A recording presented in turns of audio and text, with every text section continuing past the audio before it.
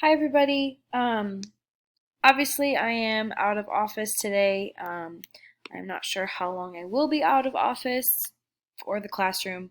Um, Mostly because I was exposed to someone who has tested positive for COVID, so it just depends really on whether or not I catch it and if I show symptoms and all that good stuff. So, in the meantime, we are going to continue to read. We are just going to do it one-sided, and if you have questions or are confused about what we've read, obviously you can always email or message me if I did not cover it in the discussion portion of the reading. So, the majority of you, we left off in chapter 2, the very beginning of chapter 2. If you have the actual physical book, it should be pretty easy to find. If you are in the PDF version that I post online, we are on page 7. And it is very obvious that it is marked. So, chapter 1, just to do a quick recap, we get our background information about the community. We know that they're very strict and they have a lot of rules.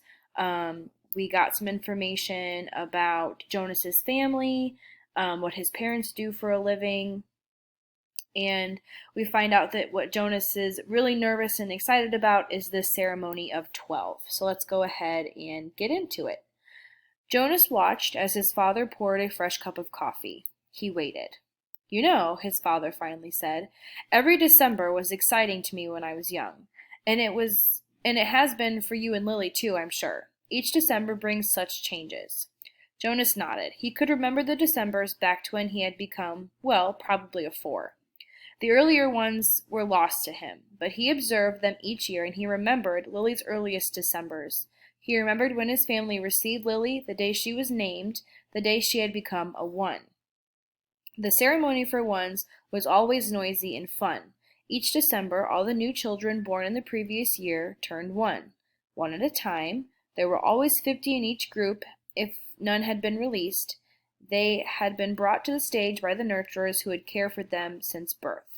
Some were already walking, wobbling on their unsteady legs. Others were no more than a few days old, wrapped in blankets, held by their nurturers.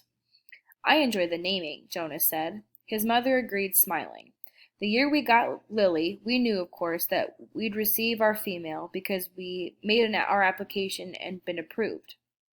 But I'd been wondering and wondering what her name would be. I could have sneaked a look at the list prior to the ceremony, Father confided. The committee always makes the list in advance, and it's right there in the office at the nurturing center. As a matter of fact, he went on, I feel a little guilty about this, but I did go in this afternoon and look to see if this year's naming list had been made yet. It was right there in the office, and I looked up number 36, that's the little guy I've been concerned about, because it occurred to me that it might enhance his nurturing if I could call him by a name. Just privately, of course, when no one else is around. Did you find it? Jonas asked. He was fascinated. It didn't seem a terribly important rule, but the fact that his father had broken a rule at all awed him. He glanced at his mother, the one responsible for adherence to the rules, and was relieved that she was smiling. His father nodded. His name, if he makes to the naming, without being released, of course, is to be Gabriel. So I whisper that to him when I feed him every 4 hours, and during exercise and playtime, if no one can hear me. I call him Gabe, actually, he said and grinned. Okay, so we get some information, actually quite a bit of information, just in those first couple of paragraphs. So we already know that Jonas is nervous about this ceremony that happens in December. And we're starting to get a breakdown of what that December ceremony looks like. And it's not just a ceremony for the kids who are turning 12, like his sister Lily had said in the first chapter, but it's for all of the kids in the community. And I want you to kind of think of it like you're graduating between ages. So when you go from a 1 to a 2, you graduate from one age to the next, and then there's some things that happen in between or with each graduation that makes that age different from the last one. And we'll get more detail about that in a second. So right now we're getting some information about the ceremony of ones, and we find out that Of course, all the babies that were born in the previous year, they are given a name and given to their family, just like I told you yesterday. So we get some more information on that. We get some information on the naming, and we find out that Jonas's dad has kind of broken a rule, which is super important, and has looked ahead to see what the little boy's name is that he's been worried about that the committee could release, right? And we find out his name is Gabe. So we're just starting to get some more background information about the ceremony, okay? All right.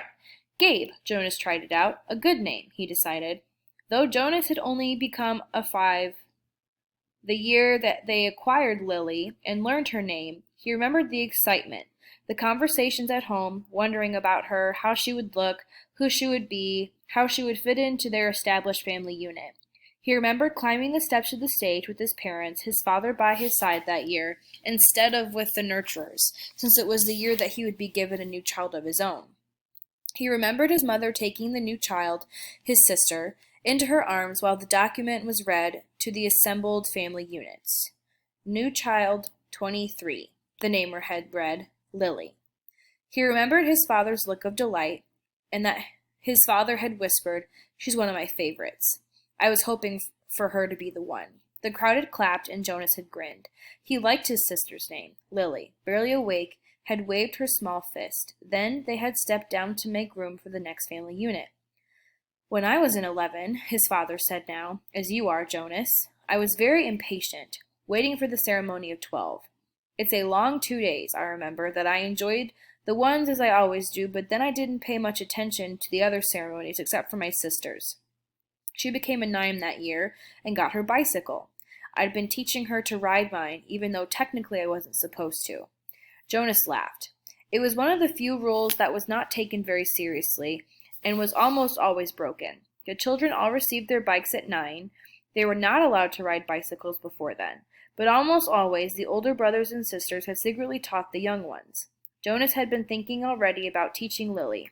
There was talk about changing the rule and giving the bicycles at an earlier age. A committee was studying the idea. When something went to a committee for study, the people always joked about it. They said that the committee members would become elders by the time the rule change was made. Rules were very hard to change. Sometimes if it was a very important rule, unlike the one governing the age for bicycles, it would have to go eventually, to the receiver for a decision. The receiver was the most important elder. Jonas had never seen him that he knew of. Someone in a position of such importance lived and worked alone.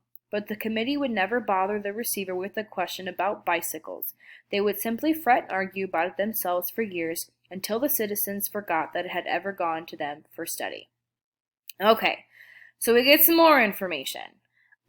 So we kind of get a hint at what I've already told you, right? With the ceremony of 12, when children go from 11 to the age of 12, they receive their job, right? And Jonas's dad kind of hints at that when he talks about how excited and ready he was to get the 2 days over with because they take so long. He said he was very impatient because the 2 days last forever. And we start to get more information about what happens between each age group. So when children turn from 8 to 9, they get a bicycle. That's part of growing up in the community. We get a little more information about how rules are taken care of in the community. And a lot of it, when it comes to changing the rules, like Jonas said, it can either be very, very easy or very hard, or it can take forever, or it can take no time. But it looks like it usually takes a long time before rules are ever changed. So that just kind of gives you an indication of, number one, how important the rules are to this community. Number two, how everybody is making sure to follow them, and that changing them obviously is extremely difficult.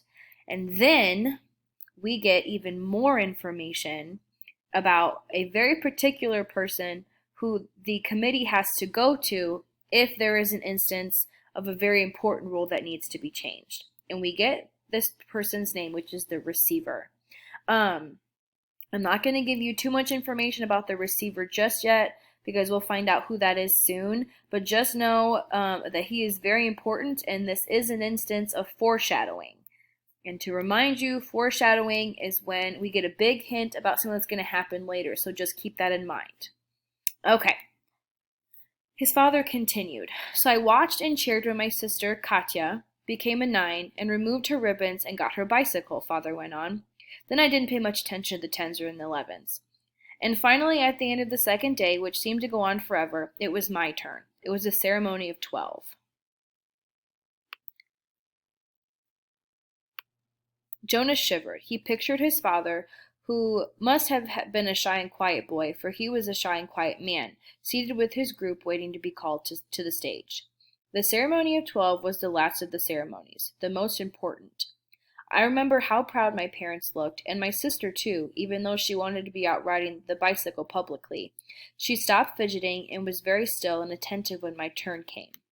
But to be honest, Jonas, his father said, for me, there was not the element of suspense that there is with your ceremony, because I was already fairly certain of what my assignment was to be. Jonas was surprised. There was no way, really, to know in advance. It was a secret selection made by the leaders of the community, the Committee of Elders, who took their responsibility so seriously that there was never even any jokes made about the assignments. His mother seemed surprised too. "How could you have known?" she asked. His father smiled his gentle smile. "Well, it was clear to me, and my parents later confessed that it had been obvious to them too, that what my aptitude was. I had always loved new children more than anything. When my friends in my age group were holding bicycle races or building toy vehicles or bridges with their construction sets, or all the things I do with my friends," Jonas pointed out, and his mother nodded in agreement.